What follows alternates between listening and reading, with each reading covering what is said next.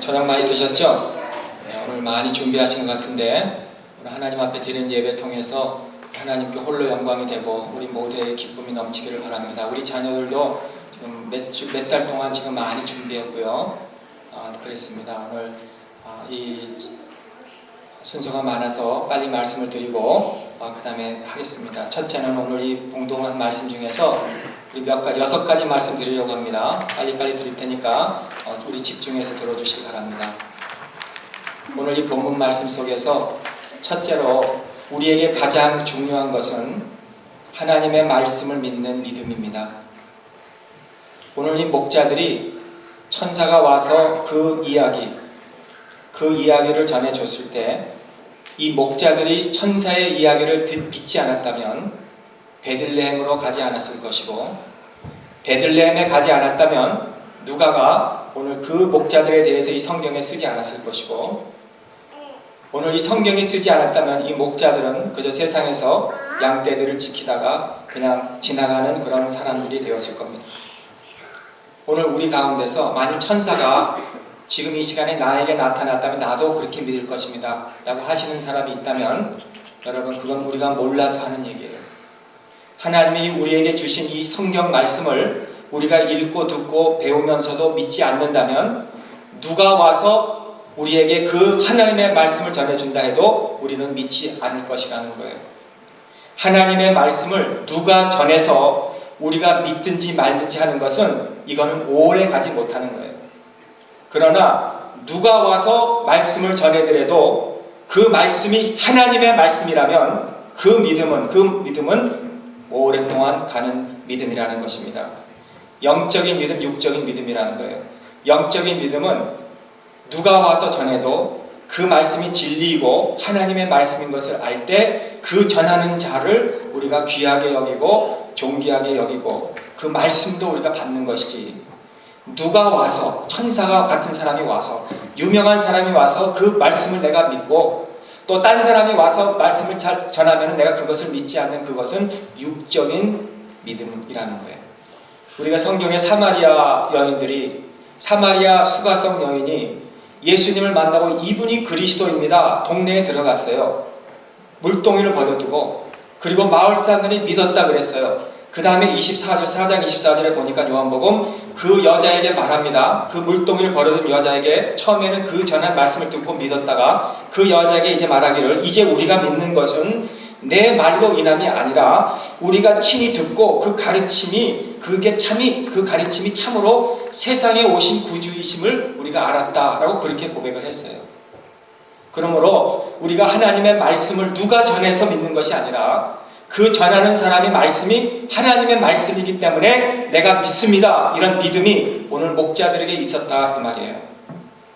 어떤 사람은 하나님의 말씀이 어떤 기적을 일으키고 병자를 낫게 해서 내가 믿는다면 예수님이 십자가에 힘없이 돌아가실 때 다 부인하고 도망가는 사람들의 믿음입니다. 오늘 보세요. 15절 천사들이 떠나 하늘로 올라갔습니다. 그랬을 때 목자들이 서로 말합니다. 우리가 이제 베들레헴까지 가서 주께서 우리에게 알리신 바 이 일이 이루어진 일을 보자라 그랬어요. 천사들은 이제 다 이 목자들이 무슨 천사들을 잠깐 잊어버렸습니다. 금방 잊어버렸습니다. 이제는 그 주께서 우리에게 하신 말씀이 이 일이 진짜인지 아닌지 우리가 보자고 가자 그랬어요. 목자들이 베들레헴에 가서 천사들이 우리에게 이런 이야기를 했습니다라고 해서 간 것이 아니라 주께서 우리에게 천사를 통해서 알려주신 것을 믿고 갔다는 것을 우리가 기억해야 된다는 것입니다. 또 마리아도 그 목자들의 말씀을 들었을 때 이 하찮은 직업 가진 남자들이 와서 이 마리아에게 처녀가 잉태하여 아들을 낳을 것이라는 소식을 전해주실 때 거부하거나 거북해하거나 의심하지 아니하고, 마리아도 그 목자들이지만 그 목자들이 전하는 것이 바로 하나님의 말씀인 것을 믿고 자기의 마음에 지키어 생각했다 그랬고요. 또 거기에 모든 사람들, 듣는 사람들도 신기하게 귀하게 여겼다 그랬다는 거예요. 우리 하나님의 말씀을 듣고 믿는 자가 하나님의 복받은 사람인 줄을 믿습니다. 둘째는 한 마음입니다. 믿음의 사람들은 한 마음, 한 뜻을 가진 사람들이 믿음의 사람들입니다. 시편 133편 1절에도 형제가 연합하여 동감이 어찌 그리 선하고 아름다운고. 바울 사도도 로마서 12장 16절에 서로 마음을 같이하여 한 마음을 품고, 에베소 4장 3절에 평안에 매는 줄로 성령이 하나 되신 것 같이 서로 하나가 되라고 힘써 지키라 그랬습니다. 여러분, 믿음이 있어야 하나가 될 수 있습니다. 여러분, 우리는 성격도 다르고 취미도 다르고 우리의 다 달라요. 그리고 우리는 우리의 필요와 욕과 소망을 우리가 하다가 우리 것은 그렇게 하다가도 남의 것이 조금 잘못되면 우리는 비판하기도 잘하고 예리하고 비평도해요. 그러나 우리에게는 얼마나 이해심이 큽니까? 아유, 몰라서 그랬습니다. 아유, 저 성격 탓입니다. 아유, 이번에만 했지만 다음에는 안 하겠습니다. 우리 얼마나 잘 그래, 우리 자신을. 남에게는 그렇게 안 해요. 남에게는 아주 예리하게 해서 비판합니다. 저거 잘못된 거라고. 우리의 길과 우리의 뜻은 우리가 늘 주장하지만 남의 길과 남의 뜻은 우리가 잘 주장하지 않으려고 한다는 거예요. 그렇기 때문에 하나 되기가 힘든 거예요. 그러나 오늘 목자들은 이 천사의 소식을 듣고 한 마음, 한 뜻, 한 목소리를 냈어요. 이게 얼마나 귀합니까? 하나님께서 만물을 창조하실 때 똑같은 것을 만든 게 없습니다. 얼굴이 다르고 성격이 다르고 목소리가 다르고 우리 다 배경이 달라요. 생각도 달라요. 그렇게 다른 거예요. 하나님은 우리를 그렇게 만들었어요. 모래알이 다 똑같은 것 같지만 현미경으로 모래알 하나를 보면은 현미경으로 다 똑같은 게 하나도 없어요. 다 달라요. 하나님이 우리를 다 다르게 만들었어요. 그러나 우리가 서로 마음을 같이 해서 한 마음과 한 뜻과 한 보이스로 우리가 주님의 일을 할 때, 우리가 남의 슬픔을 우리가 같이 슬퍼해 줄 때 그들의 슬픔이 반으로 줄이고, 우리가 남의 기쁨을 우리가 함께 기뻐해 줄 때 그 기쁨이 배가가 되는 것처럼 우리 교회는 한 마음으로 한 뜻으로 주의 일을 감당하는 복된 교회가 되실 수 있기를 주님의 이름으로 축복합니다. 세 번째는 겸손입니다. 목자들이 자신들이 그저 사람들로 봤어요. 자신들을. 목자들은 자신들이 사람으로 봤어요. 이 천사의 소리를 들었으면 좀 우쭐할 수도 있잖아요. 그런데 목자들은 우리는 사람에 불과합니다. 여러분, 믿음의 눈으로 사는 자는 겸손한 자라는 거예요. 하나님이 우리를 보실 때 우린 다 똑같은 사람들이라는 거예요.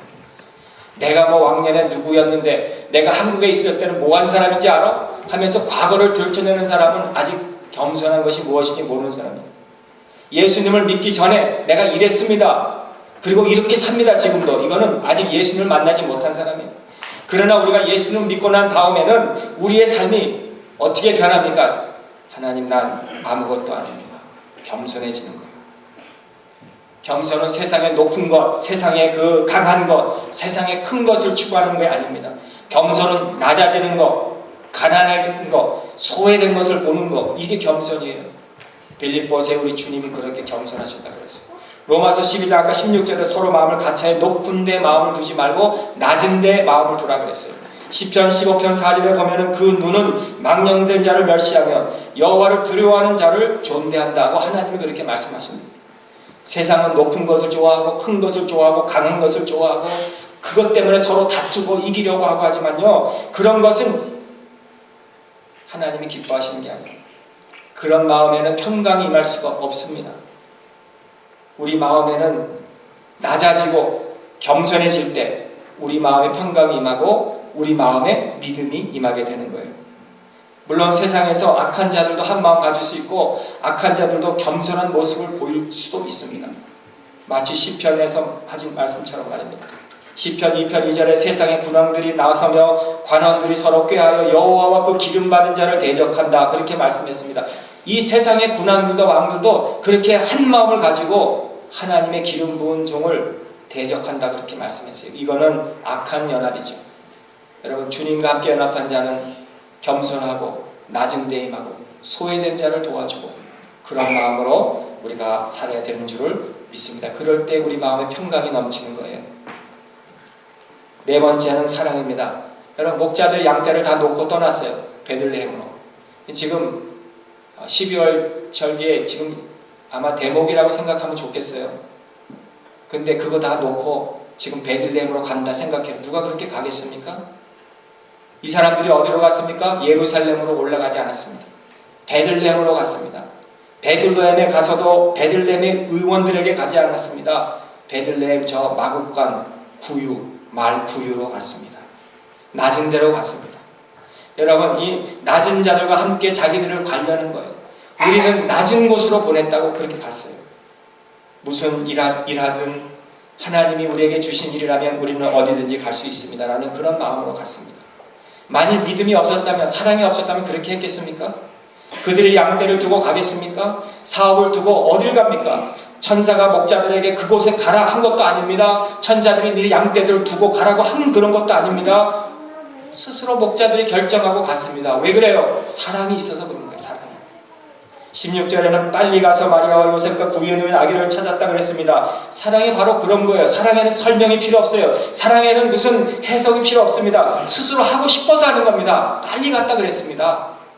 이게 바로 목자들의 사랑이었습니다. 누가 이거 하세요, 저거 좀 부탁합니다, 꼭 좀 해주세요, 바랍니다, 이렇게 해서 한 것이 아닙니다. 그저 사랑은 누가 하라든 말든 그저 내가 스스로 알아서 사랑이 하니까 하는 것이 바로 사랑이라는 거예요. 빌립보서 2장 4절에 각각 자기를 돌볼 뿐 아니라 또한 각각 다른 사람의 일을 돌아보아 나의 기쁨을 충만케 하라 그랬는데요. 오늘 우리의 마음에 사랑이 넘치는 이런 사랑이 있기를 주님의 이름으로 축복합니다. 사랑 안 하고 싶은가 보죠? 너무 길어요? 5번째, 행함입니다. 여러분, 목자들이 천사의 말을 듣고 우리에게 알리신 바 이 이루신 일을 보자 하고 말만 한 게 아니에요. 갔어요. 그리고 빨리 갔어요. 마리아와 요셉과 구유에 놓인 아기를 봤어요. 이런 믿음과 사랑만 있는 게 아니라 행함도 있었어요. 우리 성도는 말을 적게 하고 행함을 많이 해야 돼요. 우리 말만 많이 하는 사람이 일 잘 못하는 사람이에요. 입으로 하는 사람이에요. 우리 성도는 입으로 하는 게 아니라 행동으로 보여줘야 돼요. 야고보 사도는 행함이 없는 믿음은 이거는 죽은 믿음이라고 그랬어요. 여러분, 우리의 믿음이 행함이 있는 믿음이 될 수 있기를 간절히 주님의 이름으로 축복합니다. 마지막, 영광을 돌리며 찬양하며 갔다 그랬는데요. 우리가 하나님의 베푸신 은혜를 무엇으로 보답할 수 있다고 생각하십니까? 여러분, 내가 하나님 앞에 뭘 갖다 드려야 하나님이 그 은혜를 우리가 보답할 수 있다고 생각하십니까? 오늘 목자들이 찬양하며 감사하며 갔다 그랬습니다. 이 찬양과 감사에는 오르간도 없고 바이올린도 없고 아무것도 없었어요. 피아노도 없었어요. 이들은 그냥 어디 그 마국간에 가서 그 아기를 보고 돌아갈 때는, 양떼를 다시 보러 돌아갈 때는 이들의 마음에 감사와 찬송이 있었다 그랬습니다. 여러분, 이 목자들이 돌아갈 때는 어떤 무슨 자기들이 부유해졌다는 그런 약속도 받은 것도 아닙니다. 그들이 이번 한 해에 무슨 대목을 볼 것이라는 그런 서약도 받은 것도 아닙니다. 이 목자들에게 앞으로 너희들에게 큰 명예가 주어질 것이다, 그런 것도 없었습니다. 그들에게 많은 음식과 좋은 음식을 먹고 음료를 마신다고 한 것도 없습니다. 그저 앞으로 너희들이 출세할 것이다, 그런 것도 없어요. 성공할 것이라는 것도 없습니다. 복음이 이런 거예요. 복음이 한번 우리 마음에 들어오면 우리의 겉이 변하지 않아도, 우리의 환경이 하나도 변한 것이 없어도 우리의 마음으로부터 감사가 나오고 찬송이 나오는 게 복음입니다. 여러분, 우리 속에서부터 흘러나오는 게 복음이에요. 여러분, 교회가 무엇입니까? 교회가 벽돌고 나무로 세워진 것이 교회입니까? 오늘 목자들과 같이 교회는 믿음을 소유하고, 우리가 그 믿음을 감사하고, 우리가 그 믿음을 찬양하고, 우리가 그 믿음 때문에 서로 사랑하고 한 마음과 한 뜻을 가지고 모인 곳이 교회예요. 교회. 세상 것을 가지고 들어와서 교회에서 우리가 자랑하는 것이 아니라, 우리 하나님이 우리에게 속마음부터 변해주시게 시켜진 그 복음의 은혜를 우리가 감사하고 찬양하고 모인 곳이 바로 교회라는 거예요. 그러므로 교회는 어떻게 믿고 어떻게 살고 어떻게 행하여야 되는지를 보여주는 곳이 교회예요. 여러분이 교회예요. 여러분이 믿는 것이 무엇이고, 여러분이 행하는 것이 무엇이고, 여러분이 남들에게 보여주는 것이 무엇입니까? 무엇이에요? 오늘 이 목자들처럼 아무것도 난 아닙니다. 그러나 난 기쁨과 사랑하는 마음으로 주의 일을 믿고 갑니다. 그리고 보고 이제 그것 때문에 감사하고 찬송하며 갑니다. 아무것도 변한 것이 없어요. 그게 복음이 그 안에 들어갔기 때문이에요. 목자들은 복음을 들었기 때문에 믿고 실천하고 진정한 믿음의 사람이 된 것처럼, 오늘 저희들도 하나님의 말씀을 들을 때마다 그 말씀을 누가 전하든지 우리가 믿고 듣고 또 행하고 또 사랑으로 실천하고 그리고 감사하고 찬송하면서 우리 사는 이번 성탄 절기가 될 수 있기를 주님의 이름으로 축복합니다. 우리 기도하겠습니다. 하나님, 우리가 얼마나 많은 성탄절을 맞이하고 얼마나 많이 우리 입에서 메리 크리스마스, 예수님의 탄생을 축하했습니까? 우리가 입술로 얼마나 하나님의 찬양을 찬양했습니까? 그런데 아직도 우리의 속마음은 변하지는 않지는 않았습니까?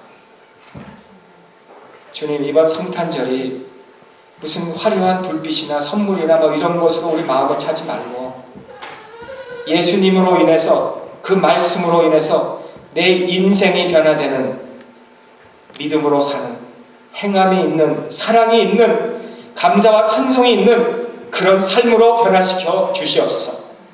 우리 평강교회를 하나님 이러한 아름다운 교회로 주님께서 지켜 주시옵소서. 오늘 남은 순서도 하나님 통해서 영광 받으시기를 바라옵고 예수님의 이름으로 기도하옵나이다. 아멘. 우리 순서가 좀